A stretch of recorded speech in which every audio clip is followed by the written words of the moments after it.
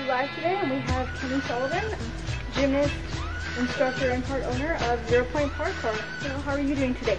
I'm doing pretty well. Alrighty, so let's get started. So what interested you in the art of parkour? Did you have any influences? Most people kind of laugh at me when I tell them I was really into Power Rangers when I was younger. So the whole fact that seeing them like being ninjas and flipping everything and all that stuff, as a kid you think, you know what, if I can do that, I can be a Power Ranger. So that's kind of how I slightly got into it. Okay. And then eventually I started doing it more and more, but I didn't know I had a name. And then once I got into high school, I found out there was a name for it, and then I was like, okay, yes, I do this sport. Okay, so let's talk about your film experience. How was that for you? Because all of my stunt jobs happened when I was in high school. So obviously when you're in high school you don't have a big income and money. You're working your basic job that was $6.50 an hour at the time at that age. So when I got into stunt jobs, the first job I did, everyone was like, oh, you're not going to get paid that much because you're not SAG certified, you're kind of just like a walk-in stunt man. So I'm thinking, you know what, the paycheck's going to be like $300, $400, that would be amazing. I got it and it ended up being like $20,000. So I was like, whoa, blown away, and I only worked for 1 hour. So I've seen your videos via YouTube, that's how I found you. Is there anyone specific you're trying to reach to those videos? I actually did one official video that was my own, which is called Who's Kenny Sullivan. That one went pretty viral, got on World Star, Shock Mansion, and everywhere. There's over 1 million views. I got 300 subscribers on YouTube after that.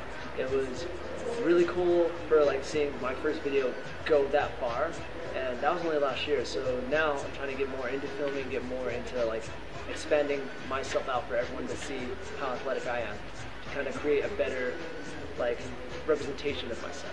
Okay. So what is your favorite place to train around Albuquerque? University of New Mexico, definitely.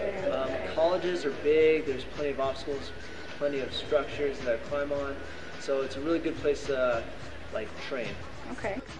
As we've heard, you've been on Ninja Warrior and you were part of the Colorado Free Running Championship. Can you explain those experiences? And then Ninja Warrior. Yes, Ninja Warrior. So that was a show that pretty much everyone loves. Anyone who is anybody has seen it or wanted to try it. And the way you get on the show is you have to audition. So you submit a video, and then they call you. So you can't just walk on. It's not like the Great Spartan Race where you pay to go.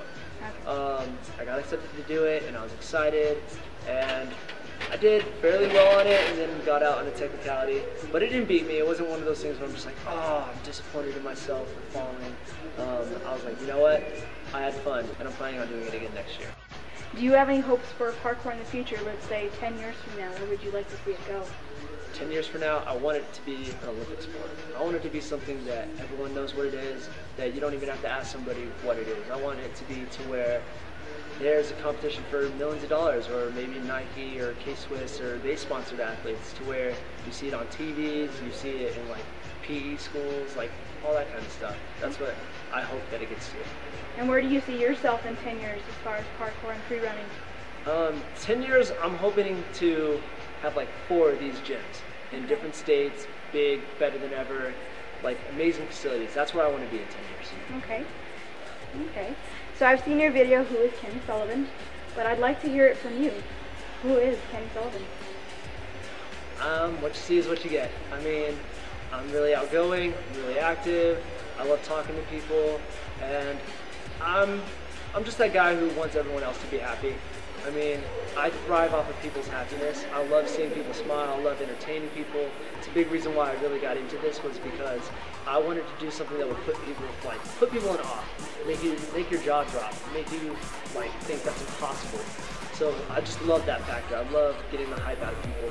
So that's who I am. That's who I'm always gonna be. Can't change. I've been like this since I was a kid, and not planning on changing. Alrighty. Well, thank you very much for your time today. No, thank you for coming. Thank you for talking with ABQ Live.